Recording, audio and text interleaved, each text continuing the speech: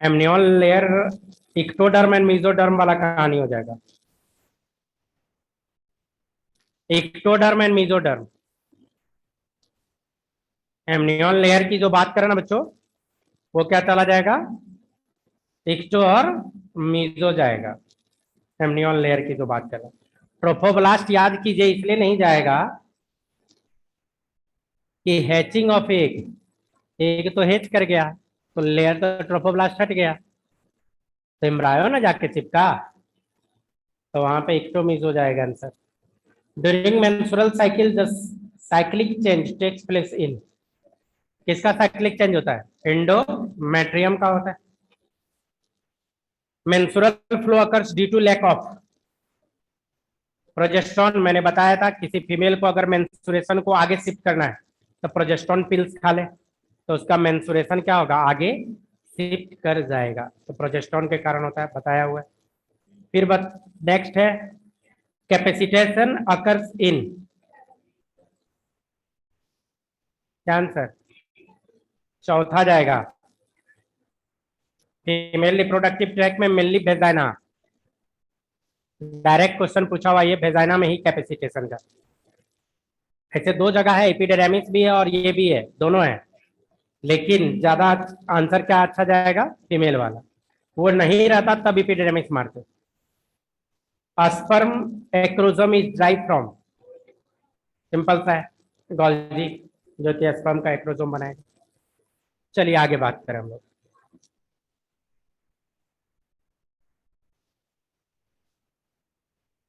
Reproductive health बात कर रहे थे, और रिप्रोडक्टिव हेल्थ में हम लोग टेम्पोररी कॉन्ट्रासेप्टिव पिल्स देख रहे थे। टेम्पोररी कॉन्ट्रासेप्शन में जो देखे थे पिल्स, इस सब के बारे में बात किए थे। पहले तो बात किया था केमिकल मेथड, इस सब के बारे में। तो केमिकल मेथड में जो बात किए थे तो ढेर सारा केमिकल मेथड के बारे में बताया था, और उसी में केमिकल मेथड में फिर इमरजेंसी कॉन्ट्रासेप्शन के बारे में भी बताए थे। इमरजेंसी में जो लास्ट टाइम में बताए थे तो बताया था आई पिल और अनवांटेड 72 के नाम से मार्केट में अवेलेबल है।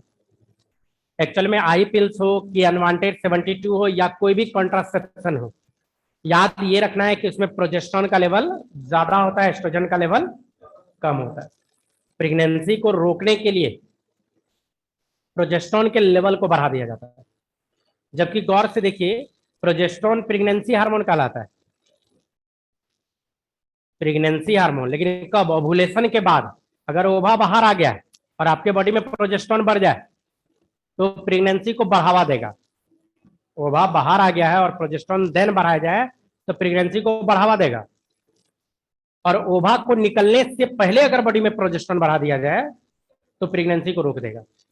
कैसे रोकेगा, एक्चुअल में क्या है, प्रोजेस्टेरोन जब पीक पे रहेगा तो ओवा बाहर ही नहीं आएगा, ओवुलेशन ही नहीं होगा।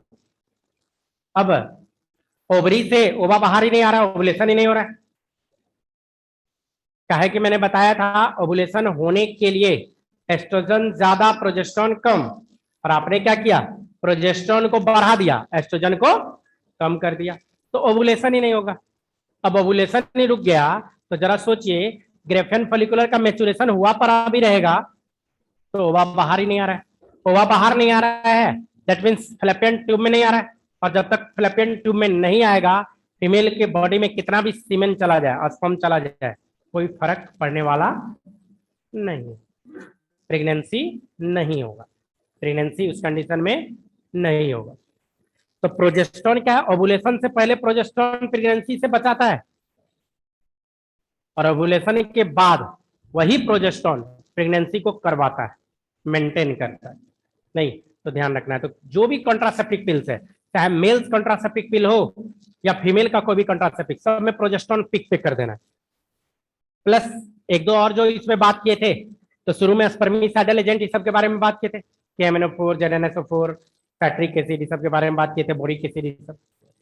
स्पर्मिसाइडल एजेंट इंटेक्ट को रोकता है, ऑक्सीजन इंटेक्ट, ऑक्सीजन को इंटर करने ही नहीं देता है, और जैसे ऑक्सीजन के इंटेक्ट को रोकता है तो जो स्पर्म के अंदर माइटोकॉन्ड्रिया है जो फ्रुक्टोज को तोड़ के ATP बनाएगा, तो वो प्रॉपर बना नहीं पाता तो तैर नहीं पाता है तो फ्लैपियन ट्यूब तक पहुंच नहीं पाता है, फ्लैपियन ट्यूब तक पहुंचेगा नहीं तो फर्टिलाइजर नहीं होगा, लेकिन उसका फेल्योर रेट कुछ है। फिर बताया था बैरियर मेथड, इस सब के बारे में बात किए थे। बैरियर मेथड में जो बात किए थे तो उसमें बताया था मेनली कॉन्डोम सबसे ज्यादा जो यूज में है, कॉन्डोम। और कॉन्डोम में बताया था मेल कॉन्डोम और फीमेल कॉन्डोम।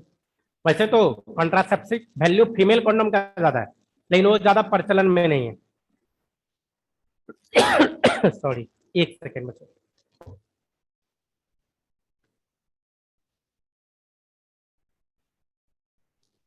फंस रहा है गला।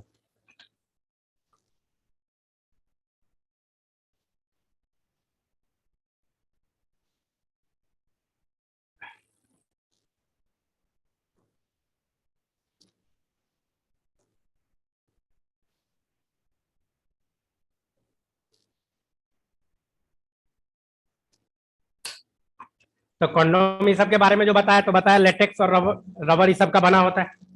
सबसे ज्यादा एसटीडी को रोकने के लिए कॉन्डोम यूज हुआ, प्रेगनेंसी को रोकने के लिए लोग कम यूज किए। नहीं, तो कॉन्ट्रासेप्शन में ये बताया था बैरियर मेथड का काम करता है। कॉन्डोम क्या करता है, मेल और फीमेल बॉडी के बीच का कॉन्टेक्ट को ही तोड़ देता, बैरियर।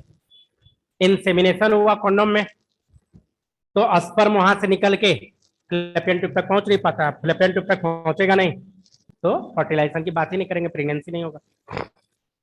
फीमेल कॉन्डोम का ऑलमोस्ट वही बात था।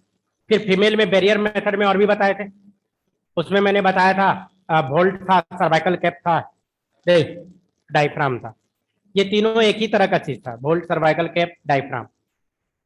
तीनों को यूज करने का तरीका भी बताया गया था। तीनों को यूज करने का तरीका भी बताया गया था कि अकेला यूज नहीं होता, with the help of spermicidal agent. Spermicidal agent के सहारे उसको फीमेल के वेजाना में फिंगर के सहारे, मैंने वीडियो भी दिखाया था, पुश कर दिया जाता और देन फीमेल कपुलेट करे तो उसको 48 घंटा तक छोड़ा जा सकता है। तुरंत कपुलेशन के बाद अगर उसको खींच के निकाल दे फीमेल तो प्रेगनेंसी होने का चांसेस रहेगा, तो उसको छोड़ दिया जाता है अप्रोक्स 48 घंटे तक। तो ये सब के बारे में बताए थे, लेकिन उसमें भी ये भी बताए थे उसका साइज पहले पता होना चाहिए, फिट बैठना चाहिए तरीके से सर्वाइकल कैप, बोल्ट और डायफ्राम में। फिर जाके हम लोग थोड़ा और बात किए, थोड़ा और आगे थे आए थे तो प्रोजेस्ट्रॉन, मतलब इसमें बात किए थे इंट्रायूट्राइन डिवाइस। इंट्रायूट्राइन डिवाइस में बताए थे mainly copper T, copper 7, multi load 375। ये सब क्या है कि डॉक्टर या डॉक्टरी सलाह के बाद ही इसको लगाया जाता है, उसको लगाने के लिए एक्सपर्ट चाहिए। कॉपर टी सब तो बताया था, कॉपर टी सब क्या है, कॉपर है, कॉपर है तो कॉपर स्पर्म के मूवमेंट को ही रोक देता है।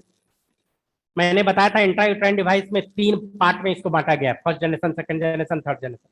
फर्स्ट जनरेशन में प्लास्टिक को यूज किया था, लेकिन बताया था पॉलीथिलीन को बेरियम सल्फेट में सोक कर दिया जाता है। बेरियम सल्फेट इसलिए कि रेडियोलॉजिकल एग्जामिनेशन में वो पता चल जाए कि कहाँ पे। बताया था वो नॉन मेडिकेटेड आईयूडी में आता है, नॉन मेडिकेटेड मतलब उस पर एक तरह से कहीं बैंड है, लेकिन आज भी वर्ल्ड के बहुत सारा पार्ट है जहाँ पे नॉन मेडिकेटेड आईयूडी ही यूज होता है, जिसका नाम बताया था लिपर्स लूप, डबल एस शेप का था लिपर्स लूप। ये सब बताया था पिछले ही क्लास में। बताया था लिपर्स लूप करेगा क्या या नॉन मेडिकेटेड करेगा क्या, तो फैगोसाइटोसिस को बढ़ावा देता है। आईयूडी में नॉन मेडिकेटेड वाला फैगोसाइटोसिस को बढ़ाता है। डायरेक्ट मेडिकल का पूछा हुआ क्वेश्चन है कि नॉन मेडिकेटेड आईयूडी कैसे प्रेगनेंसी को रोकता है, तो फैगोसाइटोसिस करवा के। नॉन मेडिकेटेड है, यूट्रस के अंदर फीमेल का घुसा हुआ है, तो फीमेल का जो इम्यून सिस्टम है उसको लगता है कि ये फॉरेन पार्टिकल है। अब फॉरेन पार्टिकल है तो उसके अगेंस्ट वो क्या करता है, एक तो एंटीबॉडी बनाएगा नहीं, और दूसरा मेन फैगोसाइटिक सेल का कंसंट्रेशन को बढ़ा देता है वहां, फैगोसाइटोसिस। हमारे बॉडी में 3 ही सेल है जो फैगोसाइटिक नेचर का है, न्यूट्रोफिल, मोनोसाइट और डेंड्रिटिक सेल। उसका कंसंट्रेशन बढ़ा दिया यूट्रस में। और जब इंसेमिनेशन हुआ, जो स्पर्म जा रहा था, तो मैंने बताया था स्पर्म वाल के सहारे जाता है, वीडियो भी दिखाया था। तो वाल के सहारे जाता है तो बीच में फैगोसाइटिक सेल उसको रोक लेता है, कौन हो, कहाँ जा रहे हो, मालूम चलता है वो हैप्लोइड है, पकड़ के मार देता है उसको। तो नॉन मेडिकेटेड आईयूडी कैसे बचाता है, तो फैगोसाइटोसिस को बढ़ावा कर। कॉपर टी कैसे बचाता है, तो मूवमेंट को रोक के। और एक बताया था जो सबसे ज्यादा अभी यूज हो रहा है, hormone releasing IUD. Hormone releasing IUD में बताया था प्रोजेस्ट्रॉन ही यूज होता है, लेकिन सिंथेटिक प्रोजेस्ट्रॉन है, स्लो रिलीज करता है हार्मोन। अब क्या है, यूट्रस के अंदर डाल दिया प्रोजेस्ट्रॉन का, मान लीजिए जस्ट समझिए ना, एक छोटा सा डब्बा डाल दिया, उस डब्बा में हल्का हल्का छेद है जो धीरे धीरे धीरे धीरे प्रोजेस्ट्रॉन रिलीज करता है। और धीरे अगर प्रोजेस्टेरोन रिलीज करता है तो फीमेल के बॉडी में प्रोजेस्टेरोन का लेवल बढ़ा दिया, प्रोजेस्टेरोन का लेवल बढ़ा दिया तो अब ओवा बाहर आएगा ही नहीं, ओवुलेशन होगा ही नहीं। तो प्रोजेस्टेरोन रिलीजिंग आईयूडी जो है वो ओवुलेशन को रोक के प्रेगनेंसी को रोकता है। तीन है, तीनों का अलग फंक्शन है। प्लास्टिक वाला फर्स्ट जनरेशन क्या किया, फैगोसाइटोसिस को बढ़ाया, कॉपर टी मूवमेंट को रोका, और प्रोजेस्टेरोन वाला जो है वो क्या किया, ओवुलेशन को रोक दिया। तीनों केस में क्या होगा, प्रेगनेंसी रुक जाएगा। तो ये सब बता दिए थे। और फाइनली इमरजेंसी वाला कॉन्ट्रासेप्शन में आए थे, बताए थे कि फीमेल का जो हॉट पीरियड चल रहा है, बीच वाला जो पीरियड चलता है मेंस्ट्रुअल साइकिल का, ओवुलेशन पीरियड, तो ओवुलेशन के 3-4 दिन पहले और 2 से 3 दिन बाद, उस बीच में फीमेल का हॉट पीरियड भी बोला जाता है। उस बीच में अगर कहीं से भी फीमेल के बॉडी में सीमेन आ जाए तो फर्टिलाइज हो जाएगा। अगर मान लीजिए उस बीच में कोई कपल है, कपुलेट कर लिया तो इंसेमिनेट हो गया और उसको चाइल्ड नहीं चाहिए, तो चांसेस क्या फर्टिलाइजेशन का बहुत ज्यादा बढ़ गया, तब जाके वहां इमरजेंसी कॉन्ट्रासेप्टिव पिल्स आता है, आई पिल्स। और इमरजेंसी कॉन्ट्रासेप्टिव पिल्स जो है वो 72 घंटे के अंदर खाना होता है। 72 घंटा इसलिए कि जाइगोट से मोरुला स्टेज तक आने में अप्रोक्स 72 घंटा का टाइम ले लेता है, मोरुला स्टेज से पहले खाना है। 72 घंटे के अंदर अगर खा लिया जाए तो प्रेगनेंसी को रोक देता है। तो प्रेगनेंसी को आई पिल्स, इमरजेंसी कॉन्ट्रासेप्टिव पिल्स जो है ये क्या करेगा, रोक देता है। बच्चों इमरजेंसी कॉन्ट्रासेप्टिव पिल्स प्रोजेस्टेरोन को कम करता है, ध्यान रखिएगा। ओवुलेशन हो चुका है तभी तो इमरजेंसी वाला खाया गया। अब प्रोजेस्टेरोन इसमें बढ़ा दीजिएगा तो गड़बड़ हो जाएगा, प्रेगनेंसी को कैरी कर जाएगा। इस कंडीशन में प्रोजेस्टेरोन को रोकना है, लेकिन अब रोकेंगे कैसे, कॉर्पस लुटियम तो बन चुका है, ओवुलेशन हो गया तो कॉर्पस लुटियम तो बन चुका है, कॉर्पस लुटियम बन गया तो प्रोजेस्टेरोन बढ़ रहा है।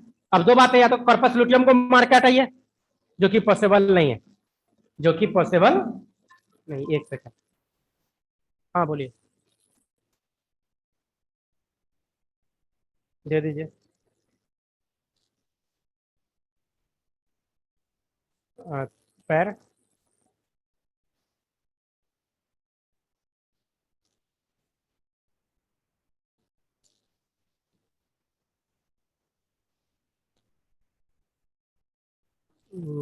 फिर से दूसरा थर्मामीटर से देखिए तो,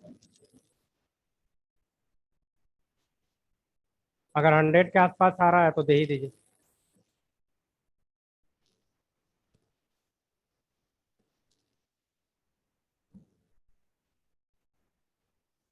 अच्छा,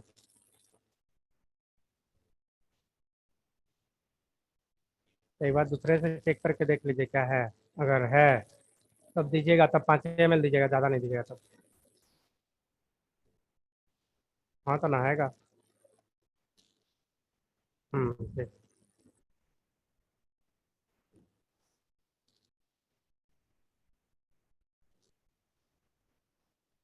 तो बता रहे थे इमरजेंसी में क्या करना है, प्रोजेस्टेरोन को डाउन करना है। तो दो बात है, या तो कॉर्पस लुटियम को मार दीजिए, या प्रोजेस्टेरोन जो रिसेप्टर है उसको टारगेट कीजिए।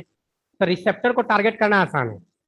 इमरजेंसी कॉन्ट्रासेप्टिव पिल्स में क्या हो जाता है, यहाँ पे प्रोजेस्टेरोन जो यहाँ पे खिलाया जाता है ये किसको टारगेट करेगा, रिसेप्टर को, उसके रिसेप्टर को मॉड्यूलेट करवाने का कोशिश करेगा। इमरजेंसी कॉन्ट्रासेप्टिव पिल्स नहीं, प्रोजेस्टेरोन, ओनली प्रोजेस्टेरोन का कहानी यहाँ पे करता है, तो इस तरीके से करेगा। खैर आते हैं हम लोग आईयूडी पे। नहीं ये तो हो गया था, नेचुरल मेथड बचा था। देखिए कुछ नेचुरल मेथड भी है जो प्रेगनेंसी को रोका जा सकता है। आज का क्लास अब देखते हैं नेचुरल मेथड। नेचुरल मेथड में कैसे रोके प्रेगनेंसी को, तो एक इसमें आता है रिदम या periodic absence method. Periodic absence method क्या है, अगर उसकी बात करें तो जरा गौर कीजिए। ये मेंस्ट्रुअल साइकिल 28 दिन का है, डे 1 टू डे 28। आप लोग को पता है 14वां दिन ओवा बाहर आने वाला है, ओवा ओवुलेशन इसी दिन होना है। इससे 3 दिन पहले सेफ लेने के लिए 4 दिन, और इधर 2 दिन, तो 4 और 2 6 और 1 ये 7। यही 7 दिन क्या है, हॉट पीरियड है। इस 7 दिन को छोड़ के अगर इस ड्यूरेशन में 7 दिन बोले तो ये 13 12, 11 और ये 10, मतलब 9 दिन से लेके डे 1 तक। तो डे 1 में देखिए यहाँ पे तो मेंस्ट्रुअल फ्लो ही 6 डेज चला गया, तो इधर 3 दिन बच गया। कितना भी सीमेन फीमेल के बॉडी में चला जाए फर्क नहीं पड़ेगा, मतलब ये पूरा सीमेन कितना भी चला जाए, मेंस्ट्रुएशन के ड्यूरेशन में भी कितना भी चला जाए फर्क पड़ने वाला नहीं है, प्रेगनेंसी नहीं होगा। और इसके बाद भी कितना भी चला जाए इसमें भी प्रेगनेंसी नहीं होगा। तो ये क्या है, इसी को बोलता है पीरियोडिक ऑब्सेंस मेथड। मतलब 28 दिन में 7 ही दिन है जिस समय ह्यूमन फीमेल फर्टाइल रहती, बाकी टाइम एक तरह से कहिएगा ये क्या होता है, स्टेराइल होती। तो उसी बात को यहाँ पे लिखा गया है, आपको फिगर से समझाया गया ये।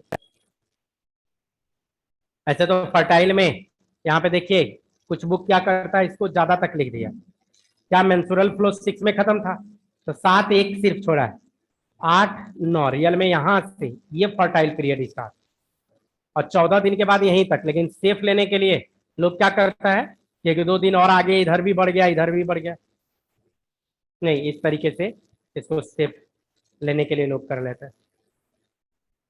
क्लियर है। नेक्स्ट जो बात करें अगला होता है withdrawal method, coitus interruption method.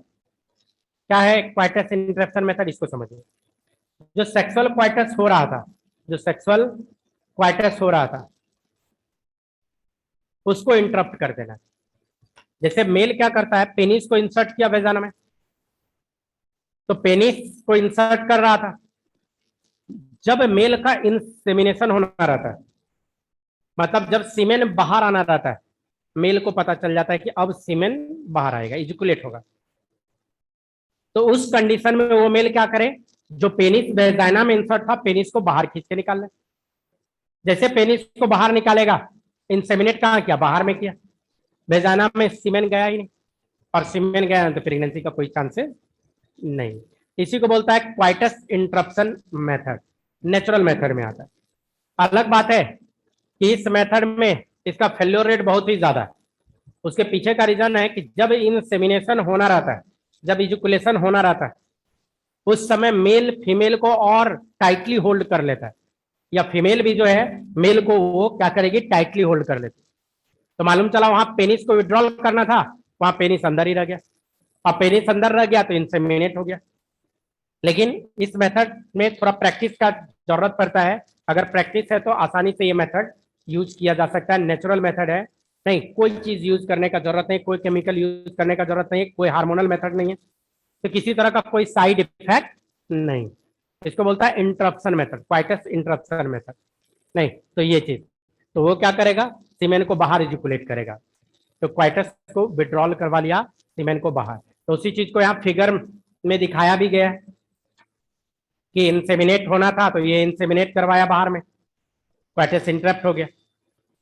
नहीं, और क्वाइटस इंटरप्ट का वही फिगर है कि बाहर इंसेमिनेट कराया, तो अंदर में अगर ये सीमेन अंदर जाता तब फर्टिलाइजेशन सब की बात करते, यहाँ पे कोई फर्टिलाइजेशन नहीं हो। एक होता है लैक्टेशन एमनोरोहिया। लैक्टेशन एमनोरोहिया में क्या हो जाता है कि वैसी माँ जो खासकर मिल्क फीडिंग करवा रही है, जैसे होता है क्या, जब चाइल्ड का बर्थ हुआ तो चाइल्ड के बर्थ के बाद कम से कम 6 महीने तक डॉक्टर बोलता है चाइल्ड को पानी भी नहीं देना है, बाहर से पानी भी नहीं देना है, प्यास भी लगा तो दूध पिलाइए। और वैसे भी बेबी उस समय प्यास बता नहीं पाता है, रोएगा, भूख लगेगा तो क्या करेगा, रोएगा, और रोएगा तो सीधा मिल्क फीडिंग करवाइए। अगर मिल्क फीडिंग करा रही है कोई फीमेल, तो उसके बॉडी में क्या होता है, प्रोलैक्टिन हार्मोन बहुत ही ज्यादा होता है, लेवल में होता है। नहीं, प्रोलैक्टिन हार्मोन का अमाउंट ज्यादा होता है, और ये प्रोलैक्टिन हार्मोन ये इनहिबिट क्या हो रहा है, मेंस्ट्रुअल साइकिल को।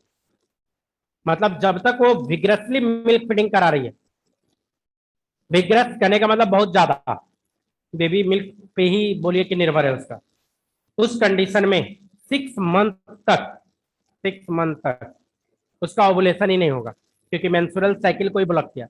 अब ओवा ही बाहर नहीं आ रहा है, जब ओवा ही बाहर नहीं आ रहा है तो फर्टिलाइजेशन होने का कोई चांसेस नहीं है। उसी बात को यहाँ लिखा है, अप टू 6 मंथ तक ये होता है लैक्टेशन एमेनोरेहिया। यही मिल्क फीडिंग की बात कर रहा है कि बेबी अगर ब्रेस्ट फीडिंग कर रहा है, मिल्क फीडिंग कर रहा है, तो लैक्टेशन एमेनोरेहिया में चला जाता है। लैक्टेशन एमेनोरेहिया में क्या होता है, कि यहाँ पे पिट्यूटरी ग्लैंड से जो सिक्रेशन होता है एलएच का एफएसएच का, उसी को ब्लॉक करवा दिया जाता है। जो प्रोलैक्टिन हार्मोन है पिट्यूटरी से निकल रहा है तो वो इसको ब्लॉक कर देता है, और जैसे ब्लॉक करेगा तो ये क्या करेगा कि प्रेगनेंसी को रोक देगा। वैसे आपको बता दूं, प्रेगनेंसी जैसे हुआ तो अप टू 9 मंथ तक तो मेंस्ट्रुअल ब्लॉक था ही, अब +6, कम से कम 6 में, तो 9 + 6 15। तो एक प्रेगनेंसी में कम से कम 15 मंथ तक फीमेल जो है उसका मेंस्ट्रुअल साइकिल ब्लॉक रहता है। 15 महीने तक कोई मेंस्ट्रुएशन नहीं होगा, कोई ब्लीडिंग नहीं होगा 15 महीने तक। लेकिन ये फीमेल टू फीमेल फिर वेरी करता है। अब यहाँ 6 महीना लिखा है, मान लीजिए उस फीमेल का चाइल्ड 7वां 8वां 9वां महीना में भी खूब दूध पी रहा है, मिल्क फीडिंग करा रही है, तो उसका 3 महीना और बढ़ जाएगा। अगर वो साल भर करा रही है तो किसी किसी का तो साल भर तक लैक्टेशन एमेनोरेजिया होगा। लेकिन जो जनरली देखा गया 6 मंथ, जनरली क्या देखा जाता है 6 मंथ। लेकिन बहुत सारी फीमेल है जो साल भर 1.25 साल तक भी उसका लैक्टेशन एमेनोरेजिया वाला कंडीशन रह ही जाता है। लेकिन वही है, साल भर 1.5 साल तक अगर रह गया उसके बाद भी नहीं आ रहा है मेंस्ट्रुएशन, तो उस कंडीशन में वो उसको डॉक्टर एक बार गायनेकोलॉजिस्ट से मिलना चाहिए। हो सकता है कोई और गड़बड़ी है, हार्मोनल इम्बैलेंस, नहीं तो ये चीज हो जाती। एक होता है टर्मिनल मेथड, ये टेम्पोररी सारा खत्म। सेकेंड स्टेप में हम लोग आते हैं सर्जिकल या टर्मिनल मेथड। वैसे तो इसके बारे में बताएं, टर्मिनल मेथड में मेनली 2 ही आता है, वेसेक्टोमी और ट्यूबेक्टोमी। पहले भी बताया हूं, जो मेन टर्मिनल मेथड में आता है या सर्जिकल मेथड में जो बात करते हैं, तो मैंने बताया था एक होता है ट्यूबेक्टोमी। ट्यूबेक्टोमी क्या होता है? फैमिली प्लानिंग का ऑपरेशन जो हम लोग बोले थे। जैसे ये स्केलेटन है, इस स्केलेटन को अगर हटा दीजिए तो ये जो फ्लैपियन ट्यूब है, फ्लैपियन ट्यूब बताया था, इस फ्लैपियन ट्यूब को काट देना। तो पहले काटता था, आजकल बांध देता है। इधर भी क्या है, फ्लैपियन ट्यूब को पहले काट देता था, आजकल बांध देता है।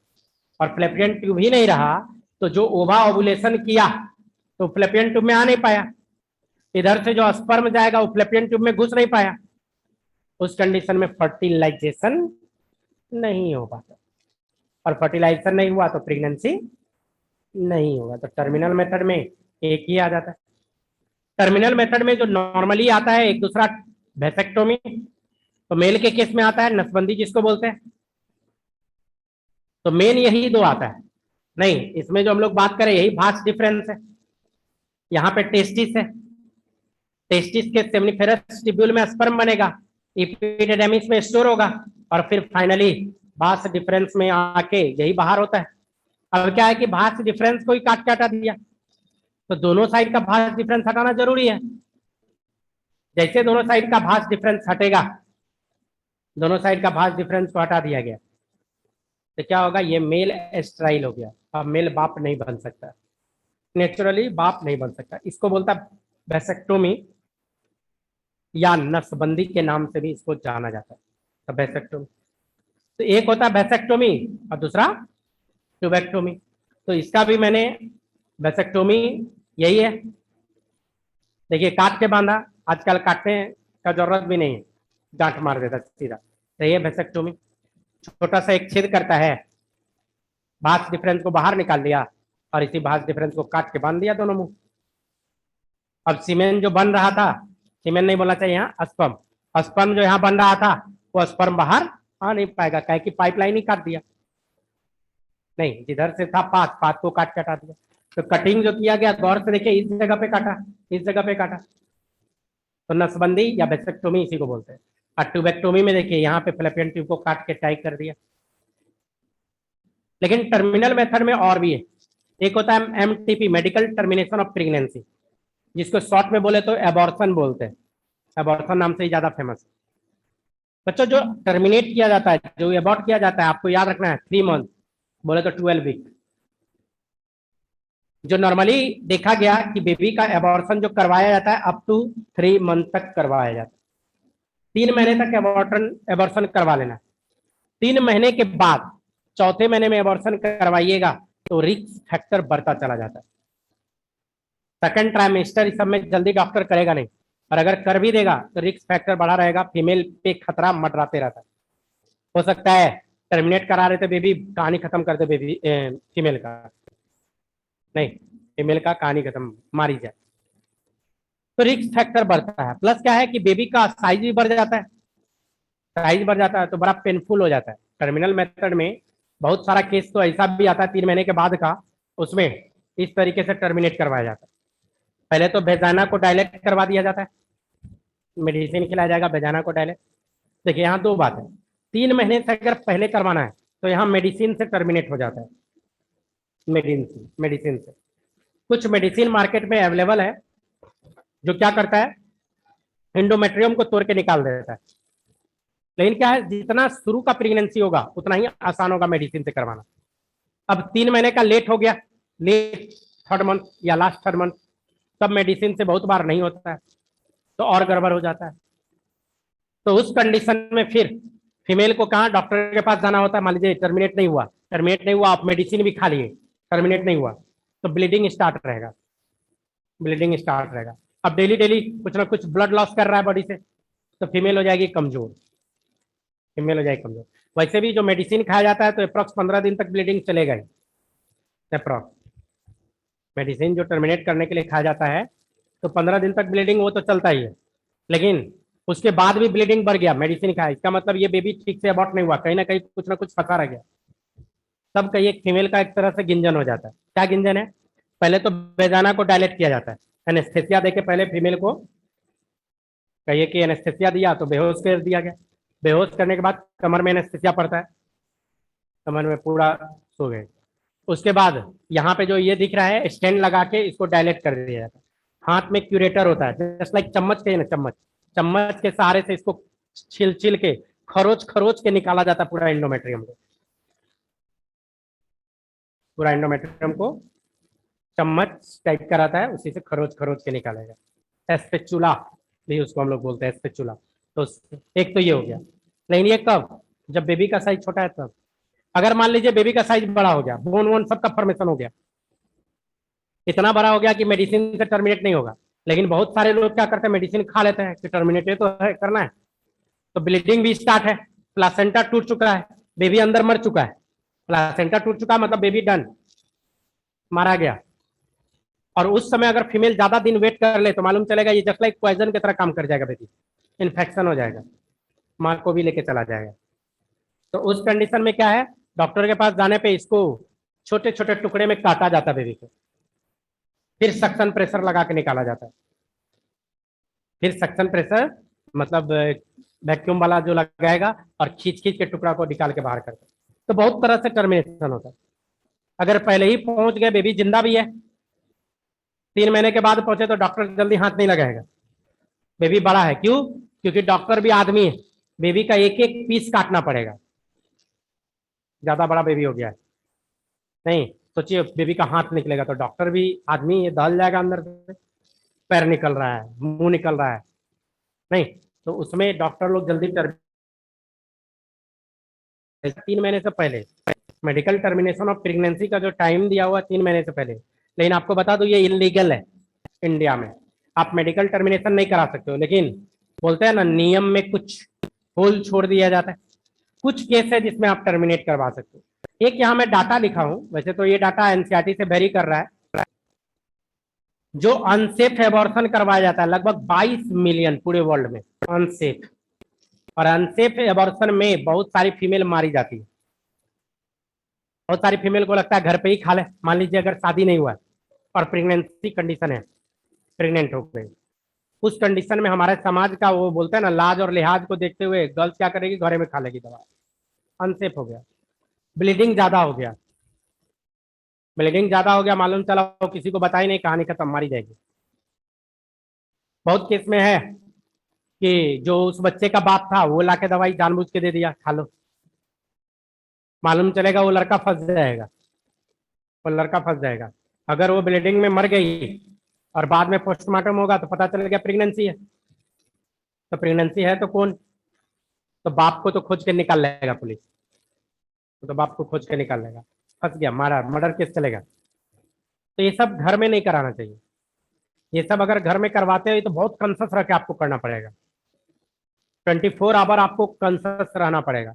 जहां फीमेल का तबियत बिगड़ा इमीडिएट हॉस्पिटलाइज, लेकिन खास बात है कि अगर तबियत बिगड़ गया तब हॉस्पिटलाइज कीजिएगा, तो कोई हॉस्पिटल वाला जल्दी भर्ती नहीं लेगा। पहला बात, सरकारी हॉस्पिटल में अगर घुस गए तो पहले पुलिस को बुलाएगा, पुलिस छानबीन करेगा, पकड़ा जाइएगा। प्राइवेट में घुसे तो लूट लेगा, जहां 10,000 खर्चा है वहां लाखों रुपया का खर्चा बिल बना के देगा आपको। तो उस कंडीशन में क्या हो जाता है कि इसमें बुरी तरह से फंसती फीमेल है। बॉयज लोग तो अपना 9 2 11 हो जाएगा, तो निकल लिया। प्रेगनेंसी कंडीशन है और उस कंडीशन में फीमेल फंस जाएगी, 9 2 11 हो गया, बॉयज फोन नहीं उठाएगा, सिम तोड़ के फेंक देगा, ले कॉन्टेक्ट कर। रह रहा था इधर, रहने लगेगा बोरिंग रोड, पटना छोड़ देगा, भागलपुर चल जाएगा, कोटा चल जाएगा, बोल देगा पापा मम्मी को अपना बॉयज कि पटना में अच्छा नहीं पढ़ाई हो रहा है, कुछ भी दिस दैट कर देगा। अब आप माँ सोचेगा अच्छा अच्छा बेटा पढ़ना चाह रहा है, भेज दे, भेज दिया कोटा, कॉन्टैक्ट खत्म, फंस गई फीमेल। अब दो बात है, या तो माँ बाप को बता दे, ज्यादा अच्छा ऑप्शन है, तो बताएगी तो समझ में आ ही रहा है, लात जूता खाएगी, या नहीं तो खुद यूज हो जाएगी। क्यों? क्योंकि खर्च बहुत ज्यादा ले लेगा प्राइवेट में। अब कोई स्टूडेंट लाइफ में है तो मान लीजिए कि 30,000 ले रहा है, कहाँ से लाइएगा 30-40,000? मुश्किल में फंस गई, तो 30-40,000 ला नहीं सकते, तो उस कंडीशन में किसी न किसी से आप पैसा मांगेगा। अपने फैमिली में मांग नहीं सकते, मांगेगा तो पूछेगा ना अगला 30,000 क्या करोगे। पापा से नहीं मांग सकते, भाई से नहीं मांग सकते, चाचा से नहीं मांग सकते, मामा से नहीं मांग सकते, नाना से नहीं मांग सकते। ये सब जो देने वाला था वो तो दिया नहीं, मांगेगा अनजान से, और अनजान आपको देगा क्यों? और अगर देगा भी तो यूज करेगा तब देगा, दोनों बात है। तो इसमें बुरी तरह से फंसती फीमेल है। नहीं तो ध्यान रखना, ये 22 मिलियन अनसेफ होता है बच्चे। खाली इंडिया की बात करें, जो ये सब नया डाटा है, लेकिन एनसीईआरटी से वेरी करेगा, पहले बता रहा हूँ आपका एनसीईआरटी का डाटा, ये न्यू डाटा हमको मिला तो हम डाल दें। 7 मिलियन एबॉर्शन कंडक्ट किया जाता है एनुअली इन इंडिया, 7 मिलियन। और ये 7 मिलियन में मैक्सिमम 7 मिलियन में 5 मिलियन सिर्फ इसलिए मारा जाता है कि वो फीमेल चाइल्ड है। इंडिया में जो मारा जाता है फीमेल चाइल्ड, कि बच्ची फीमेल है इसीलिए, और उसके पीछे कहिए हमारा समाज दोषी है। ताकि आज के डेट में एक फीमेल का शादी करने में अगर आप क्लर्क भी लड़का खोज के लाइएगा तो 20 लाख रुपया बाबूजी के पास होना चाहिए। 20 लाख रुपया बाबूजी स्टोर करके रखे हैं तो एक क्लर्क लड़का मिलेगा आपको, क्लर्क जो बैंक का चपरासी होगा, क्या क्लर्क होगा। 35-40 प्लस रखिएगा तब जाके एक स्टैंडर्ड में, थोड़ा बहुत स्टैंडर्ड में कर पाइएगा शादी, अगर बच्ची कुछ नहीं करती है तो नहीं। तो मजबूरन लोग क्या करते हैं, पहले से देख रहे हैं एक चाइल्ड है, दूसरा चाइल्ड फिर गर्ल्स आ रही है, तो बेटर है उसी समय मरवा दो, कहानी खत्म। तो इस तरह से इलीगल एबॉर्शन किया जाता है। इंडिया में 7 मिलियन की बात करें तो इसका 50% तो एकदम इलीगल है। इलीगल एबॉर्शन करवाना लीगल नहीं है, इलीगल है। लीगल कुछ केस में दिया गया है छूट कि आप करवा सकते हो। कौन सा केस है, थोड़ी देर में उस पर बात करते, नहीं तो एबॉर्शन। लेकिन मैंने बताया कि ये डाटा वेरी करने वाला है। नियरली यहाँ पे देखिए एनसीईआरटी सब का जो डाटा लिखा है 45 से 50 million MTP perform each year in world wide, और यहाँ पे क्या लिख रहा है 22 मिलियन। तो पहले ज्यादा था अब घट गया है, पहले ज्यादा था, जैसे जैसे लोग शिक्षित हो रहे हैं तो प्रेगनेंसी होने ही नहीं दे रहे हैं। बहुत सारा मेथड है, केमिकल मेथड है, बैरियर मेथड है, नहीं टर्मिनल मेथड है, ढेर सारा मेथड है यूज करते हैं, तो अब प्रेगनेंसी होने नहीं देते। पहले था प्रेगनेंट होने के बाद, और अब तो नियम कानून भी थोड़ा कड़ा कर दिया है, इसीलिए थोड़ा घटा है। 1/5 फीटल ये हो गया। तो एमटीपी कब करवाया जाएगा? अच्छा, एमटीपी को जो ये किया गया है लीगलाइज्ड एमटीपी 1971 में सम रेस्ट्रिक्ट कंडीशन के साथ। कब करवाया जा सकता है इसको भी मैंने लिखा होगा कभी, हाँ यहाँ पे एमटीपी का कंडीशन क्या है, कब करवा सकते हैं आप, कब लीगल है एमटीपी, उसकी मैं बात करूं। तो पहला, अगर प्रेगनेंसी हुआ और प्रेगनेंसी के कंडीशन में माँ बहुत कमजोर है किसी भी रीजन से, माँ को कोई बीमारी है या माँ पहले से कमजोर थी, एक छोटा बच्चा पहले से था, ये सब कंडीशन में आप लीगली करवा सकते हो, डॉक्टर कर देगा एमटीपी। यूजेनिक हो, यूजेनिक क्या है? आजकल क्या होता है, अल्ट्रासाउंड या एमनियोटिक एग्जामिनेशन से ये पता चल जाता है कि बच्चा जो पैदा लेने वाला है वो नॉर्मल है कि नहीं। जैसे अल्ट्रासाउंड होता है तो उसमें बोन सब दिख जाता है, मान लीजिए एगो पाँव नहीं दिख रहा है, एगो हाथे नहीं दिख रहा है, स्पाइनल कोड सप्रेस है, उस समय अल्ट्रासाउंड जो करेगी या करेगा वो तुरंत बता देगा, वो डॉक्टर को लिख देगा एमटीपी रिक्वायर्ड, टर्मिनेट करना है इसको। चाहे जो बच्चा जन्म लेगा, मान लीजिए एक पैर है ये नहीं है बच्चा को, वो जन्म ले ले तो एक तरह से समाज में कहीं वो बोझ हो जाएगा, वो बच्चा फैमिली पे बोझ हो जाएगा वो बच्चा। इसीलिए बोला जाता है कि इसमें आप करवा सकते हो यूजेनिक। किसी तरह का बीमारी है, जब आप जेनेटिक्स पढ़ोगे तो बताऊंगा, डाउन सिंड्रोम है, पटाउस सिंड्रोम है, डिवर सिंड्रोम है, कैलीपेल्टर सिंड्रोम है, टर्नर सिंड्रोम है, ढेरो सिंड्रोम है। अगर इस टाइप का कोई भी बीमारी है, सिंड्रोम है, उस कंडीशन में आपको टर्मिनेट करने का परमिशन है, टर्मिनेट करवा सकते। ह्यूमैनिटेरियन बहुत बार होता है, रेप केस में भी प्रेगनेंसी हो जाता है। अगर किसी फीमेल का रेप हुआ और उस कंडीशन में वो प्रेग्नेंट हो गई है, रेप कंडीशन में, उस कंडीशन में आप एमटीपी करवा सकते हो, ये लीगल है, ये लीगल है। लेकिन वहां प्रूफ देना होगा रेप हुआ था, नहीं पुलिस केस होगा, रेप हुआ था तो पुलिस में कंप्लेन कीजिए, नहीं पुलिस में कंप्लेन कीजिएगा। रेप में होता क्या है, देखिए रेप जो होता है, रेप और सेक्स में बहुत कम का अंतर है, मैं शायद पहले भी बताया था। सेक्स में क्या है कि मेल फीमेल दोनों का अगर मन है कपुलेट करने का तो वो सेक्स कहलाता है। किसी एक का भी मन नहीं है तो वो रेप कहलाएगा। फीमेल का मन नहीं है और मेल उसके साथ जबरदस्ती पेनिस इंसर्ट कर दिया तो फीमेल का रेप है। मेल का मन नहीं है, फीमेल जबरदस्ती अगर इंसर्ट करवा रही है, जबरदस्ती उस कंडीशन में करे तो वो मेल का रेप है। तो रेप कंडीशन पहला, रेप कंडीशन इंडिया में जो होता है ना, बहुत सारी फीमेल बताती नहीं, उसके पीछे एक तो समाज कि रेप हो गया तो फिर शादी नहीं होगा, वो रीजन है एक तो ये। अगर हिम्मत करके वो बता भी दी, मान लीजिए गार्जियन को बता दी, तो गार्जियन सप्रेस कर देगा बाप माँ कि छोड़ो हटाओ।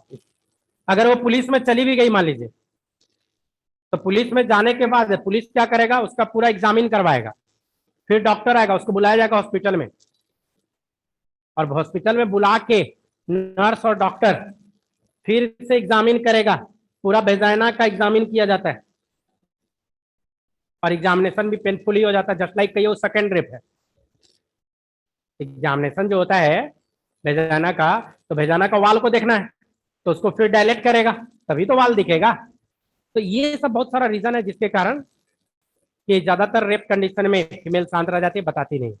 नहीं तो ये रेप कंडीशन में अगर प्रेगनेंसी हो गया तो उस कंडीशन में एबॉर्ट आप करवा सकते हो।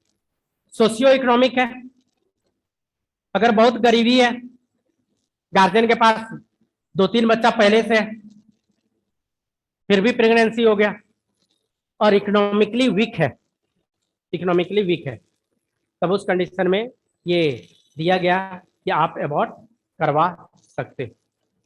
फेल्योर ऑफ कंट्रासेप्टिव डिवाइस, मान लीजिए कंट्रासेप्टिव पहले से लगा हुआ था और किसी कारण बस कंट्रासेप्टिव डिवाइस फेल्योर कर गया, सपोज कीजिए कॉपर्टी लगा हुआ था और प्रेगनेंसी हो गया, तो उस कंडीशन में सबसे पहले कॉपर्टी खींच के निकाल देगा और देन आपसे पूछा जाएगा एबॉर्ट करना है कि रखना है। अब जिसको रखना है तो कंटिन्यू कैरी करवा दिया, नहीं रखना है तो एबॉर्ट। तो कॉपर्टी लगाया ही इसलिए गया था कि प्रेगनेंसी न हो, तो मोस्टली केस में क्या होता है वहां एबॉर्ट ही लोग करवाता है, तो उस केस में तो ये सब कुछ होल है नियम में। अब डॉक्टर बच जाता है यही सब करके, डॉक्टर पहले से ले लेगा कुछ प्रिकॉशन, बोल देगा माँ के हेल्थ पे खतरा था, हेल्थ पे खतरा था कि नहीं कौन बताया, पुलिस, डॉक्टर, डॉक्टर पहले लिख दिया है, सीरियस इलनेस था बेबी का, क्रोमोसोमल डिसऑर्डर था, लिख देगा एगो डाउन सिंड्रोम था, खेले खत्म। एबॉर्ट करते हुए भी पकड़ा गया, मान लीजिए एबॉर्ट करते हुए भी पकड़ा गया तो वहां लिख ले प्रिस्क्रिप्शन में डाउन सिंड्रोम था, कुछ नहीं कर सकते आप उसका, क्या है लीगल है। उल्टा वो डॉक्टर पुलिस पे केस कर देगा कि हम लीगल कर रहे थे जबकि इलीगल था, पुलिस का मजाल नहीं हाथ लगा दे उसको, वो लीगल तुरंत करके पुलिस को सस्पेंड करवा देगा, जॉब खा जाएगा उसका, चाले डॉक्टर को। तो क्या है कि डॉक्टर पे हाथ रखना प्रशासन का आसान काम नहीं है, नहीं डॉक्टर लोग बहुत पावरफुल हो जाता है, अभी आप लोग को पावर नहीं मालूम। एक जगह का डीएम के बारे में बता रहे, डीएम गया और एगो प्रोफेसर पे हाथ उठा दिया, सोचा हम तो डीएम है, मेडिकल कॉलेज का प्रोफेसर पे मार दिया था। मारा क्या, हाथ उठा लेता, कॉलर पकड़ के, हाँ डीएम उठा लिया, कुछ हुआ होगा? बोला हाथ उठाया, आप दिखाते हैं। लिख के एगो केस पहले किया कि डीएम कॉलर तालर पकड़ा, मारा, मेंटली अनफिट है, डीएम पागल हो गया है, लिख दिया, केस कर दिया। अब डीएम पागल है कि नहीं, कौन प्रूफ करेगा? डॉक्टर। पैनल बैठा, देखा कि फलना डॉक्टर लिख ले, और डॉक्टर डॉक्टर का बात नहीं काटेगा, अगर वो गलती भी किया है ना उसको बचा लेगा। बड़ा यूनिटी होता है। अगर कोई मेडिसिन गलत भी चल गया, आप दूसरे डॉक्टर के पास जाइए, वो जान रहा है कि गलत है, सही हो, आपको कुछ ना कुछ झोल बढ़ा देगा, निकाल लेगा, बचा लेगा उसको। लिख दिया था मेंटली अनफिट। पैनल 5 गो का बैठा था, लिख दिया अनफिट, डीएम का जॉब खा गया, जॉब खा गया बैठे बैठे, खाली हाथ उठाया था। तो इतना पावर है कि डीएम का भी चाल है। और डीएम भी तो कभी बीमार होगा, कहीं ना कहीं पड़ेगा ही ना, चक्कर में जाएगा कहाँ? हॉस्पिटल जैसे मंदिर और मस्जिद सब लोग जाता है ना, उसी तरह से हॉस्पिटल है। अलग बात है कि जन्म के साथ लोग मंदिर मस्जिद जाने लगता है, हॉस्पिटल लास्ट टाइम में जाता है। लास्ट टाइम में तो रोज चक्कर लगेगा, जाइएगा, सांस फूल रहा फिर पहुंचाया, ठीक हुआ फिर आए, हार्ट में प्रॉब्लम है फिर पहुंचाया, लिवर में प्रॉब्लम है फिर पहुंचाएगा, रोज चक्कर। हाँ, वो लास्ट का मंदिर ये है, क्या है कि भगवान के द्वार जाना है तो सेकंड गॉड से पहले मिलिए तो सही, डॉक्टर से मिलिए तब ना वो पहुंचाएगा जगह पे। अब दो बात है वहां, क्या? अब वो देखिए कितना लोग नेचुरल, अभी अगर डाटा देंगे बहुत कम नेचुरल डेथ, बीमारी से ही मोस्टली लोग मरता है। नेचुरल डेथ में क्या आप बोल रहे हैं? बूढ़ा होकर मरना, बूढ़ा होगा तो बीमार होबे करेगा, घुटना दर्द करबे करेगा, नहीं करेगा? कमर में दर्द होने हैं फीमेल का, आम बात है सब, समझ में आया? तो इस तरीके से होता है। खैर बढ़ू आगे। तो ये सब कुछ होल छोड़ दिया गया जिसमें आप एमटीपी करवा सकते हो। अब कुछ टर्म है, चलिए टर्म समझते हैं। इनफर्टिलिटी के बारे में समझते हैं। देखिए इनफर्टिलिटी, सुनिएगा ध्यान से, यहां तक रेडिंग मारिएगा, अब आपको समझ में आ जाएगा सारा बात उसका। इनफर्टिलिटी की बात, इनफर्टिलिटी जो होगा मतलब कोई कपल है, उसका बेबी नहीं हो रहा, बाल बच्चा नहीं हो रहा, नहीं, तो बाल बच्चा नहीं हो रहा तो उसके पीछे मेल भी रिस्पॉन्सिबल और फीमेल भी रिस्पॉन्सिबल, दोनों 50-50% रिस्पॉन्सिबल होता है। लेकिन हमारे समाज में सबसे पहले क्रश किया जाता है फीमेल को। मैंने पिछले क्लास में ही बताया था कि अगर किसी पेयर को नहीं हो रहा है तो तुरंत में उसका शादी दूसरे से करा, तीसरे से करा, चौथे से करा। इनफर्टिलिटी होने का रीजन में फीमेल और मेल 50-50% कंट्रीब्यूट करता है। 50% मेल रिस्पॉन्सिबल है, 50% फीमेल, क्योंकि चाइल्ड होने में कंट्रीब्यूशन मेल और फीमेल दोनों का है, 50-50% का। अब क्या है जरा सोचिए, जो हम लोग बात कर रहे हैं एमटीपी इसका इनफर्टिलिटी का, अब मान लीजिए कोई पेयर बार बार ट्राई कर रहा है और प्रेगनेंसी नहीं हो रहा है, तो क्या क्या चीज हो सकता है? तो इसका हजारों रीजन है इनफर्टाइल होने का, हजारों। पहला रीजन है फीमेल का ओवा ही नहीं बना था बचपन में, कुछ रीजन बता देते हैं। दूसरा रीजन है ओवा में मियोसिस नहीं हुआ था शुरू में। तीसरा रीजन है ग्रेफियन फॉलिकुलर का मैच्योरेशन ही नहीं हुआ। चौथा रीजन है एफएसएस का सिक्रेशन नहीं हुआ तो ग्रेफियन फॉलिकल मैच्योर नहीं हुआ। एलएच का सिक्रेशन नहीं हुआ तो रप्चर नहीं हुआ, बाहर नहीं निकला, ओवरी से ओवा बाहर नहीं निकला, फ्लैपियन ट्यूब में आया ही नहीं। ओवा बाहर हुआ तो वहां फिमरी ठीक से काम नहीं कर रहा है, ओवा को सक नहीं कर पा रहा है। फ्लैपियन ट्यूब में आ भी गया तो वहां का सिलिया बीट नहीं कर रहा है, ओवा को जगह पे पहुंचा नहीं रहा है। फ्लैपियन ट्यूब में आ भी गया तो फ्लैपियन ट्यूब में ब्लॉकेज है कहीं पे, नहीं। अब मान लीजिए फर्टिलाइजेशन हो भी गया तो यूट्रस में प्रॉब्लम है। बहुत सारे फीमेल, खासकर बिहार वार वाला रीजन जो है, ये सब यूट्रस में सिस्ट हो जाता है, सिस्ट।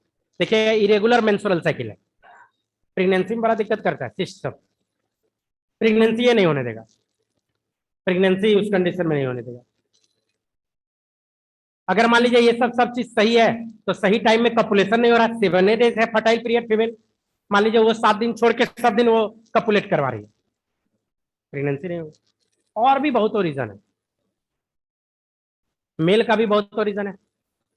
सेमनीफेरस ट्यूब्यूल में जर्मिनल सेल प्रॉपर नहीं बना था, जर्मिनल सेल में मियोसिस नहीं हो रहा है, स्पर्म बन भी जा रहा है तो डिफ्रेंसिएशन नहीं हो रहा है, डिफ्रेंसिएशन हो भी जा रहा है तो उसका मैच्योरेशन प्रोसेस में गड़बड़ है, नहीं मैच्योरेशन हो भी जा रहा है तो एपिडर्मिस में ब्लॉकेज है, या जो पाथ बताया था बास डिफरेंस उसमें ब्लॉकेज है, इजुकुलेटरी डक्ट में प्रोस्टेट ग्लैंड में प्रॉब्लम है, सेमिनल वेजाइकल में प्रॉब्लम है, प्रोस्टेट ग्लैंड प्रॉपर वर्क नहीं कर रहा है, इजुकुलेट सही से नहीं कर रहा है, सही टाइम में कपुलेट नहीं कर रहा है, बहुत रीजन है। स्पर्म बन भी गया तो मैंने बताया था फर्टिलिटी के लिए 60% स्पर्म नॉर्मल सेप्टन साइज का होना चाहिए और उसमें 40% विग्रस मोटिलिटी लिया होना चाहिए, तभी जाके फर्टिलाइजेशन हो पाएगा। तो मेल का भी बहुत रीजन है, जब भी किसी कपल को बेबी नहीं हो रहा है तो डॉक्टर दोनों को बुलाता है, डॉक्टर दोनों को बुलाया, नहीं दोनों को बुलाया जाता है, मेल का भी चेक किया जाता है, फीमेल का भी चेक किया जाता है, देखा जाता है सब नॉर्मल है तो होना चाहिए। अब जो इनफर्टिलिटी है इसको दूर दो तरीके से किया जाता है, एक होता है इन विट्रो फर्टिलाइजेशन और एक होता है in vivo fertilisation. In vitro fertilisation का मतलब होता है लैब में फर्टिलाइजेशन, इन विट्रो देखिए ये जो टर्म है याद रखिए, इन विट्रो मतलब नेचुरल कंडीशन से बाहर, इन विवो मतलब नेचुरल कंडीशन में, विवो मतलब जहां था वहीं पे, तो इन विवो का बात करेगा तो फर्टिलाइजेशन कहाँ हो रहा था, फ्लैपियन ट्यूब में, तो फ्लैपियन ट्यूब में, लेकिन यहाँ पे क्या बोल रहा है लैब में, आउटसाइड बॉडी, बॉडी के बाहर फर्टिलाइजेशन कहाँ करवाएगा, ये आउटसाइड बॉडी। तो ये दो बात है, या तो इनसाइड बॉडी फर्टिलाइजेशन करवाइए या आउटसाइड बॉडी फर्टिलाइजेशन कराइए। जो आउटसाइड बॉडी फर्टिलाइजेशन की बात करें तो इसी को लिखा है इन विट्रो मेथड में, क्या लिख रहा है, fertilisation occurs outside the body.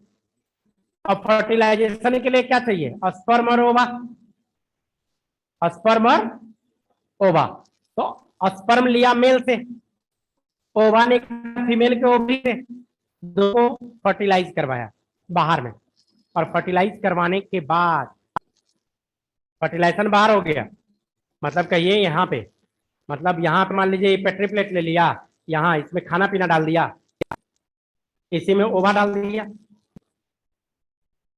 निकाल के, जिसमें फीमेल को मां बनना है अपना ओवा दे दे, और मेल उसका हस्बैंड का स्पर्म ले लिया जाएगा, स्पर्म को मिलवा दिया बोले तो यहाँ पे फर्टिलाइजेशन हो चुका है। अब ये जो फर्टिलाइजेशन हुआ तो जो जायगोट बन गया, जायगोट बन गया, अब जायगोट का ट्रांसफर कहाँ कीजिएगा, एक होता है ZIFT, zygote intra fallopian tube transfer. Zygote कहाँ बनता है नेचुरली, फ्लैपियन ट्यूब में। अगर मान लीजिए कोई फीमेल उसका सब कुछ सही है,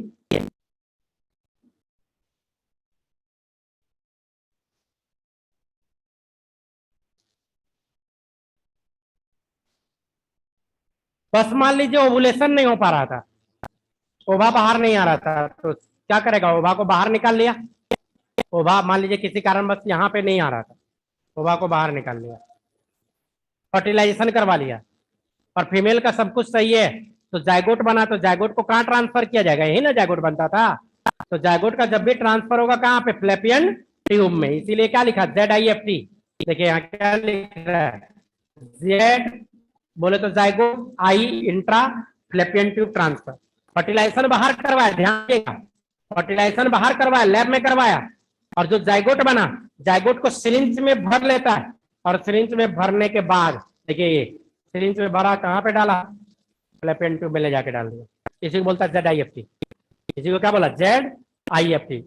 अब क्या हो गया, यहीं पे ना स्पर्म ओवा नहीं मिल रहा था किसी कारण बस, तो बाहर मिलवा दिया, फर्टिलाइज हो गया, डाल दिया यहाँ, अब यहाँ का ये बीट करता जाएगा, इधर आएगा, आएगा यहाँ पे चिपक जाएगा, प्रेगनेंसी होगा, 9 महीने के बाद बर्थ हो जाएगा। इसी फीमेल का ओवा है और इसी के हस्बैंड का स्पर्म, तो इस तरह से हो जाता है ZIFT। क्लियर हो गया, ZIFT टर्म तोड़ दीजिएगा, कहानी खत्म। Z for zygote, I for intra फ्लैपियन, F for फ्लैपियन tube transfer. तो जायगोट देखिए एक्सटर्नल मेथड है, तो जायगोट बनाएगा बाहर, और ट्रांसफर कर देगा कहाँ, फ्लैपियन ट्यूब में, ZIFT। दूसरा इंट्रा यूट्राइन ट्रांसफर, यूट्रस में ट्रांसफर करना, जरा सोचिए, तो जरा सोचिए यूट्रस में कभी जाइगोट का ट्रांसफर हो सकता है क्या? यूट्रस में कौन आया था? मोरुला स्टेज के बाद ब्लास्टुला में, ब्लास्टुला में या गेस्टुला में, तो ज्यादा अच्छा है ब्लास्टुला स्टेज। तो ब्लास्टुला स्टेज में यहां पे क्या करेगा, इंट्रा यूट्राइन, यूट्रस के अंदर ट्रांसफर करना है। तो स्पर्म ओवा को पहले आप बाहर में फर्टिलाइज करवाया, जाइगोट बना, फिर डिवीजन करवाएगा, 1 सेल से 2 सेल, 2 से 4 सेल, 4 से 8 सेल, 8 से 16 सेल स्टेज अप्रॉक्स, मतलब लगभग 72 घंटा। 3 दिन बाद, 3 दिन तक बाहर ही रहने देगा। देखिए जाइगोट करना रहता तो यहीं पे कर देता, लेकिन मान लीजिए यहाँ पे ब्लॉकेज है इसका फ्लैपियन ट्यूब में, इस फीमेल का फ्लैपियन ट्यूब में ही ब्लॉकेज है, और सोचिए अगर ZIFT करवाया जाता, यहाँ छोड़ देता, फिर आता, फिर यहीं फंसा रह जाता, मालूम चलता यहीं पे प्रेगनेंसी हो जाता। और अगर यहाँ प्रेगनेंसी होता तो इसको बोलता है इक्टोपिक प्रेगनेंसी, जो शुरू में बताए थे रिप्रोडक्शन पढ़ाते वक्त, कि प्रेगनेंसी होना है, यहाँ हो गया तो गड़बड़ हो गया। अब वैसी फीमेल जिसका फ्लैपियन ट्यूब ब्लॉकेज है, फ्लैपियन ट्यूब ब्लॉकेज है, या मान लीजिए फ्लैपियन ट्यूब कटा हुआ है, फ्लैपियन ट्यूब का जरूरत नहीं पड़ेगा, कब क्या करवाना है, इसको सीधा यूट्रस में ट्रांसफर करवाएंगे। कब? बाहर में स्पर्म ओवा लेंगे, फ्यूजन कराएंगे, जाइगोट बनेगा, मोरुला ब्लास्टुला स्टेज में लेके वेजाइना होते हुए सिरिंज डाला जाता अंदर में और पुश कर दिया जाता है, यहाँ पे सीधे ही पुश कर दिया ब्लास्टुला स्टेज। जैसे यहाँ पे आएगा तुरंत चिपकेगा, हैचिंग ऑफ एग होगा, एग हैच करेगा, बाकी सब बात नॉर्मल, इसका जरूरत ही नहीं पड़ा। फ्लैपियन ट्यूब के ब्लॉकेज होने के बाद भी चाइल्ड हो सकता है नहीं, तो ये चीज है। तो इसके लिए क्या करवाया जाता है, इंट्रा यूट्राइन ट्रांसफर। तो ध्यान रखना है यूट्रस में ट्रांसफर कब करेंगे, कम से कम 32, 16 से 32 सेल स्टेज में ट्रांसफर करना होगा तो यूट्रस में, और अगर जाइगोट का ट्रांसफर करना होगा तो फ्लैपियन ट्यूब का शुरू में, अगर 16 सेल स्टेज का ट्रांसफर करना रहता तो फ्लैपियन ट्यूब में यहाँ लास्ट में करवाते नहीं। ध्यान रखना है कहाँ पे, सारा बात पढ़ा हुआ आप लोग का, बस मैं कनेक्ट कर रहा हूँ और कुछ नहीं। एक होता है ICSI, intra cytoplasmic sperm injection. मान लीजिए स्पर्म के हेड पे एक्रोजोम प्रॉपर नहीं बन रहा है, नहीं, अब एक्रोजोम नहीं बन रहा था, या एंड्रोगैमन फर्स्ट, गैनोगैमन फर्स्ट, एंड्रोगैमन सेकेंड, गैनोगैमन सेकेंड, ये हार्मोनल इंबैलेंस है, नहीं पहचान पा रहा है एक दूसरे को, फर्टिलाइजेशन नहीं हो पा रहा है। उस कंडीशन में लोग क्या करते हैं, ओवा लिए, ओवा को बाहर निकाल लिए, इंजेक्शन में स्पर्म लेते हैं, सीधा ओवा के अंदर घुसा के पुश किया जाता है स्पर्म, तो उसी को बोलता है ICSI, इंट्रा साइटोप्लाज्मिक। साइटोप्लाज्मिक किसका साइटोप्लाज्म, ओवा के साइटोप्लाज्म में स्पर्म का इंजेक्शन। Term clear? ICSI देखिए याद रखिएगा, जरूरी नहीं कि फुल फॉर्म लिख के दे, शॉर्ट में लिख के देगा। ICSI में क्या होता है आपको पता होना चाहिए। ICSI किसका, intra C4 cytoplasmic, P4 S4 sperm, I4 injection. तो साइटोप्लाज्म, ओवा के साइटोप्लाज्म में स्पर्म का इंजेक्शन देखिए ऐसे देता है, दे दिया, फर्टिलाइज हो गया। अब दो बात है, अगर फीमेल का फ्लैपियन ट्यूब ठीक है, सब कुछ नॉर्मल है, तब तो जाइगोट बना के सीधे फ्लैपियन ट्यूब में डाल देगा। और अगर फ्लैपियन ट्यूब में ब्लॉकेज है तो 16 सेल स्टेज या 32 सेल करवा के तब यूट्रस में डालेगा। अगर फ्लैपियन ट्यूब ठीक है तो ZIFT करवा देगा, और ZIFT में गड़बड़ है, फ्लैपियन ट्यूब गड़बड़ है, तब क्या करेगा, इंट्रा यूट्राइन ट्रांसफर करेगा। तो यूट्रस में ट्रांसफर करवाएगा तो 32 सेल स्टेज में 16 से 32 में करवाएगा, और अगर फ्लैपियन ट्यूब में कराएगा तो जाइगोट में ही करवा देगा। क्लियर? बढ़िया आगे। इन विट्रो फर्टिलाइजेशन मतलब नेचुरल कंडीशन में फर्टिलाइजेशन करवाना है, नेचुरली फर्टिलाइजेशन की बात कर रही है, तो नेचुरल कंडीशन में जो फर्टिलाइजेशन करना है तो फीमेल के बॉडी के अंदर ही करवाना है, नहीं। अब देखिए एक होता है इसमें gamete intra fallopian tube transfer.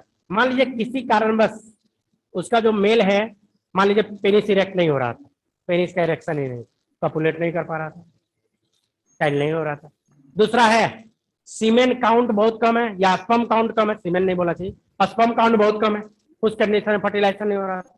अगर या मेल का कहीं पाथ में ब्लॉकेज है, उस कंडीशन में नहीं हो रहा था, तब उस कंडीशन में GIFT करवाया जाता है, गैमेट। अगर फीमेल नॉर्मल है तो, मेल में प्रॉब्लम है तो तो क्या किया जाएगा, मेल का सीमेन को निकाल लिया जाएगा, सीधा बोले तो स्पर्म को निकाल लिया जाएगा, और स्पर्म को निकाल के उस स्पर्म को डायरेक्ट पुश किया जाएगा कहाँ, फ्लैपियन ट्यूब में। कब, जब फीमेल का ओवुलेशन पीरियड चलेगा। तो फीमेल को डॉक्टर के देखरेख में रहना पड़ेगा, फीमेल को बताना पड़ेगा कि पिछला मेंस्ट्रुएशन कब आया था, नेक्स्ट कब आने वाला है, उससे 14 दिन घटा लेगा डॉक्टर, निकाल लेगा फर्टाइल पीरियड का टाइम, और उसी टाइम में बोलेगा आप उसको अपॉइंटमेंट करेगा कि आप आइए।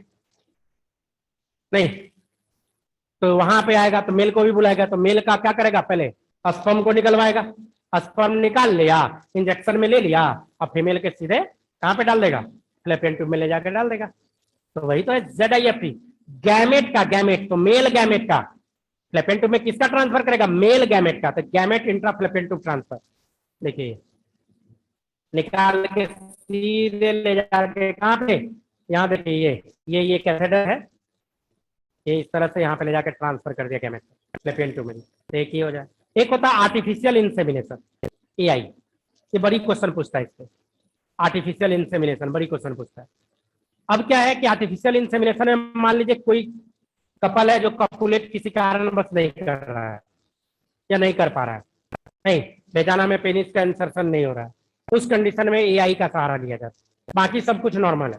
तो मेल का स्पर्म निकाल लेगा, अब फीमेल नॉर्मल है तो मेल का स्पर्म निकालेगा, इंजेक्शन में भर लेगा और सीधा पुश कर देगा इस तरह से, इंजेक्शन में भर लिया, अब क्या करेगा, सीधा वेजाइना होते हुए, सर्विक्स होते हुए यूट्रस में लेके इंजेक्शन चला गया, और बाहर ये इसमें सीमेन था, पुश कर दिया, पुश कर दिया तो क्या हो गया, स्पर्म यहाँ पहुंचा, अब स्पर्म तैरते तैरते पहुंच जाएगा अपना जगह पे, फर्टिलाइज यहाँ पे करवा देगा, फिर सब बात नॉर्मल, क्या कि फीमेल नॉर्मल है, अगर फीमेल नॉर्मल है तो AI करवाएगा। बच्चों AI जो है ना बड़ा फेमस है, खासकर जानवर के केस में। अभी गांव सब में जितनी भी गाय प्रेग्नेंट होती है सब AI करवाता है, आर्टिफिशियल इंसेमिनेशन करवाता है। नहीं गांव में अलग अलग नाम से इसको जाना जाता है, अजीब अजीब नाम सब बोलता है। नहीं तो AI करवाते वक्त वेटनरी डॉक्टर का जरूरत है, एक्सपर्ट का जरूरत है। तो उसमें देखिएगा कि पूरा फुल हैंड का ग्लव्स लेगा, फुल हैंड अगर देखे हुएगा तो, नहीं फुल हैंड का, देन वेजाना होते हुए वो क्या करेगा, हैंड को डाल देगा गाय के वेजाना में, फिंगर से उसका सर्विक्स को पता करता है कहाँ सर्विक्स है, पूरा वेजाना में डाला। अब सर्विक्स बोले थे कि वेजाना में ऐसे लटका पड़ा रहता है, और एक बड़ा सा इंजेक्शन होता है, इंजेक्शन क्या जस्ट लाइक रॉड कहिए ना, पतला सा रॉड होता है, वो क्या करेगा हाथ के सहारे डालते जाएगा, और यहाँ पे डाल दिया, और इसके सहारे उसके सर्विक्स में घुसाएगा, और फिर पुश कर देगा, नहीं अंदर तक ले गया, फिर इधर से एक इंजेक्शन टाइप किया, पुश किया, सीधे होते हुए चला गया। जानवर के केस में गाय को प्रेग्नेंट करने के लिए सबसे ज्यादा अभी AI, कोई भी जानवर को प्रेग्नेंट करना, ऐसे ह्यूमन के केस में भी ये होता है, आर्टिफिशियल इंसेमिनेशन का केस ह्यूमन के केस में भी होता है। एक विक्की डॉनर करके मूवी आया था, विक्की डॉनर देखे, एक मूवी आई थी बीच में, उसमें यही दिखाया था, आर्टिफिशियल इंसेमिनेशन सब का ही। आर्टिफिशियल इंसेमिनेशन में ये भी किया जाता है, मान लीजिए उसका हस्बैंड है, उसका स्पर्म प्रोडक्शन ही नहीं है, अब स्पर्म प्रोडक्शन उसका नहीं है तो किसी और का स्पर्म, मान लीजिए ये फीमेल किसी और का स्पर्म AI करवा सकती है, मार्केट में स्पर्म अवेलेबल है। तो जब भी लोग किसी और का स्पर्म देगा तो उसका हेल्दी स्पर्म खोजता है, हेल्दी मैन का स्पर्म खोजता है, ताकि जो चाइल्ड हो अच्छा गुण वाला हो, ताकि 23 क्रोमोसोम किसी और का आएगा, क्योंकि उसके बाप में स्पर्म नहीं बन रहा था। नहीं मान लीजिए किसी मेल में स्पर्म नहीं बन रहा और उसकी वाइफ को प्रेग्नेंट होना है, उस कपल को बेबी चाहिए, ओवा तो बन रहा है, ओवा बन रहा है तो फिर वहां AI करवा लिया जाता है, किसी और का स्पर्म, किसी और मेल का स्पर्म को इंजेक्शन में लेके AI करवा दिया जाए। तो इस तरह से होता है आर्टिफिशियल इंसेमिनेशन AI। क्लियर है। एक होता है test tube baby, test tube baby in vitro fertilisation की बात करते हैं यहाँ, मतलब बाहर में। टेस्ट ट्यूब बेबी क्या है, तो आउटसाइड बॉडी फर्टिलाइज किया जाता है, बॉडी के बाहर। अब फर्टिलाइज करवाने के बाद या तो ZIFT करवा दीजिए या इंट्रायूट्राइन ट्रांसफर करवा दीजिए। अगर ZIFT करवा रहे हैं, देखिए ZIFT सब में भी टेस्ट ट्यूब बेबी का कॉन्सेप्ट है, ऐसा नहीं है कि बेबी टेस्ट ट्यूब में बनेगा, बेबी तो यूट्रस के अंदर बनेगा। अब इतना साइंस डेवलप नहीं हुआ है कि यूट्रस आर्टिफिशियल यूट्रस बना ले, अभी इतना साइंस डेवलप नहीं हुआ कि आर्टिफिशियल यूट्रस बनवा ले, तो बस बाहर फर्टिलाइजेशन करवाया जाता है, सिर्फ फर्टिलाइजेशन बाहर कराएगा और देन फर्टिलाइज बाहर करवाया फिर वही करेगा। क्या अगर मोरुला लास्टुला स्टेज में करना है तो यहाँ पे ट्रांसफर किया, और अगर सीधा जायगोट स्टेज में करना है तो यहाँ पे ट्रांसफर करेगा। क्लियर? और उससे होने वाला बेबी क्या कहलाएगा? टेस्ट ट्यूब बेबी ही कहलाएगा। बच्चों टेस्ट ट्यूब बेबी में यहाँ वही बात नहीं क्या, 32 सेल स्टेज में अगर कराया 24 घंटा जायगोट स्टेज, फिर 32 सेल स्टेज में करवाएगा तो कहाँ पे करवाएगा? यूट्रस में। उससे पहले करवाएगा तो फ्लैपेन ट्यूब में। तो वही सब देखा है। फर्स्ट टेस्ट ट्यूब बेबी का नाम याद रखना है, इंग्लैंड में हुआ था 25 जुलाई 1978, लुइस जॉय ब्राउन। यही है Louise Joy Brown, test tube baby है। इंडिया के test tube baby, first test tube baby Durga, female थी, टेस्ट ट्यूब बेबी है। ये टेस्ट ट्यूब से बेबी का जन्म। तो सिंपल सा देखिए होता क्या है कि जैसे शादी होगा, शादी के बाद अगर किसी कपल को 1 साल 2 साल 3 साल 5 साल चाइल्ड ना हो, तो फीमेल के लिए जस्ट लाइक एक गाली यूज होता बांझ, नहीं कि बांझ है, इस तरह से लोग बोलने लगे, सुनने में भी अच्छा नहीं लगता। किसी को इंग्लिश में बोले तो इनफर्टाइल है, सुनने में अच्छा लगा, स्टैंडर्ड लगा, इनफर्टाइल है। लेकिन गांव सब में इसी को क्या बोलेगा? बांझ है। तो जस्ट लाइक गाली की तरह यूज होता है। और शादी हुआ था, शादी इसीलिए लोग करवाते हैं कि जनरेशन आगे बढ़े। अब जनरेशन आगे नहीं बढ़ेगा तो फिर दिक्कत है। जैसा कि बताया मेल में भी दिक्कत हो सकता है, फीमेल में भी दिक्कत है। नहीं तो मेल में दिक्कत है तो वही एआई सब करवाया जा सकता है। फीमेल में दिक्कत है, अगर फ्लैपियन ट्यूब में ब्लॉकेज है तो सीधा यूट्रस में ट्रांसफर करवाइए। अगर फ्लैपियन ट्यूब नॉर्मल है तो फ्लैपियन ट्यूब में ट्रांसफर करवाइए। तो बहुत सारा है। पहले के टाइम में क्या था, ये सब अवेलेबल नहीं था तो लोग को चाइल्ड नहीं हो पाता था। लेकिन आज के डेट में साइंस इतना डेवलप कर गया है कि अगर आपको चाइल्ड नहीं हो रहा है और आप सही डॉक्टर के पास पहुंच जाइए तो आपको वो करवा देगा, चाइल्ड ला देगा। नहीं, वो चाइल्ड ला देगा। एक बात और बोल दूं कि चाइल्ड ना हो रहा है तो बाबा जी के पास नहीं जाना है। बहुत लोग बाबा जी के पास ज्यादा प्रसाद लेने। हाँ, अब राम रहीम के पास जाइएगा तो बाबा जी क्या करेगा समझ में आ ही रहा होगा। और भी बाबा थे ना एगो आसाराम बापू, ऐसे तो बापू नहीं बोलना चाहिए। हाँ, बहुत लोग को होता है कि बाबा जी के पास जाए कुछ मंत्र उंतर फूक दे, तो मंत्र फूकने से ना होगा, स्पर्म चाहिए, वहां ओवा चाहिए, तभी जाके चाइल्ड होने वाला है। तो मंत्र फुकवाने नहीं चले जाएंगे। बहुत सारी फीमेल यहाँ गलती कर जाती है, खासकर वैसी फीमेल जो पढ़ी लिखी नहीं है, वो बाबा के चक्कर में पड़ जाती है। बाबा लंग कौन जाएगा देखिएगा, सब बेवकूफ लोग। अब उस बेवकूफ 100 गो बेवकूफ जाता है तो 2-4 गो उसमें घुस जाता है। नहीं, अभी एक है, हाँ, मेरे जान पहचान में ही है। अब कुछ होता है ना, बेटा का तबीयत खराब है तो बाबा जी, पति का तबीयत खराब है तो बाबा जी, पति मार दिया तो बाबा जी, पति से झगड़ा हो गया तो बाबा जी, पति परेशान उसको कर रहा है तो बाबा जी। एक दिन हम सुने तो हम पक गए।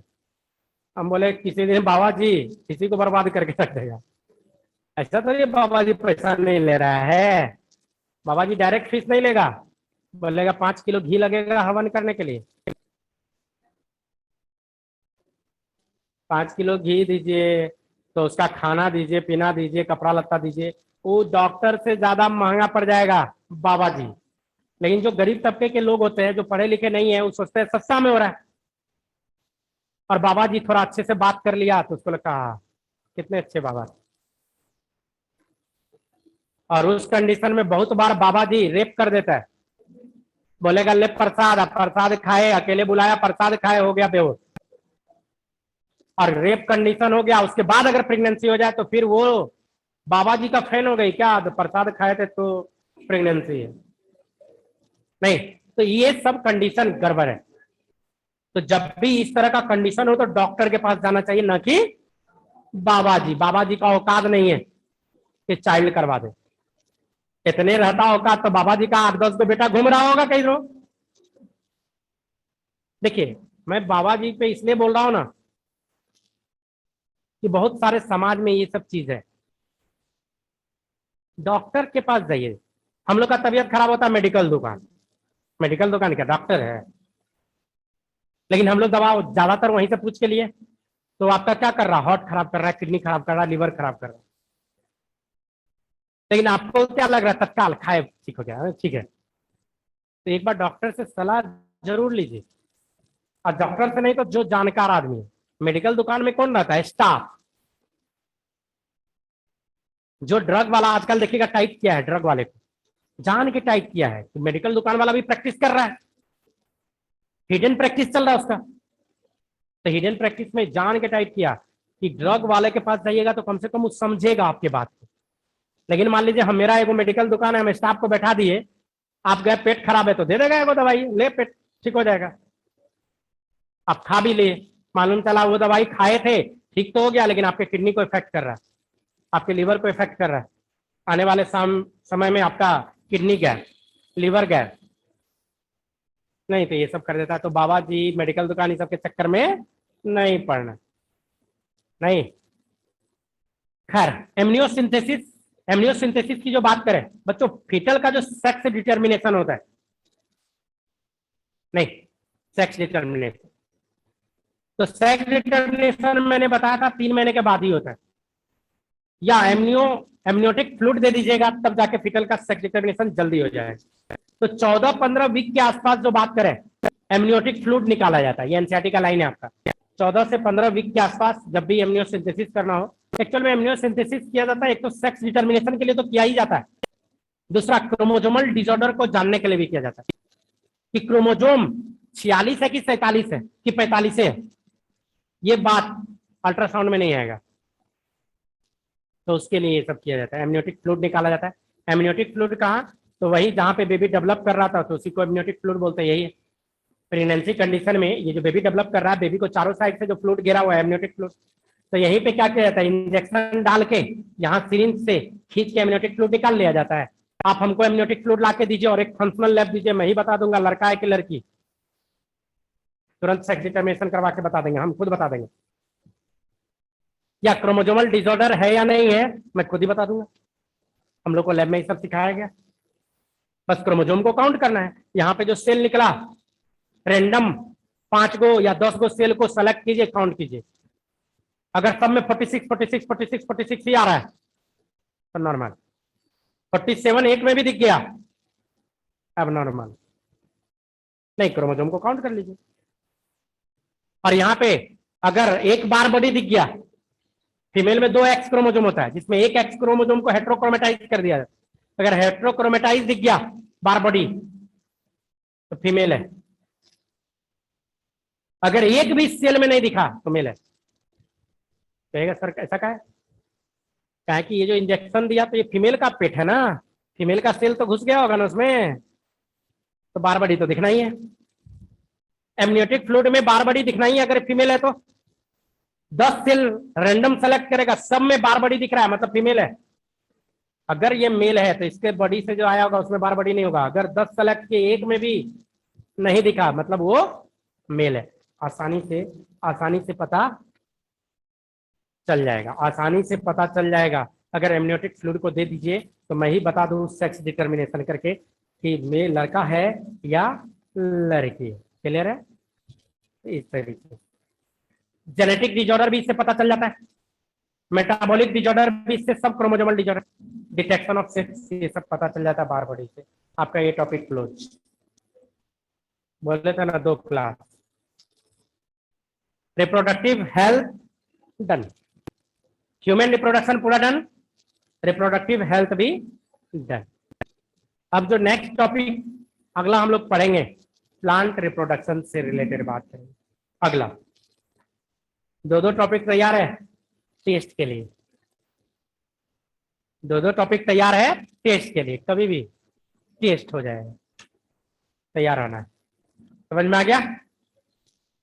कोई डाउट है तो बोलिए, लाइव के बच्चे कोई डाउट है तो बोलिए, नहीं है तो बाय।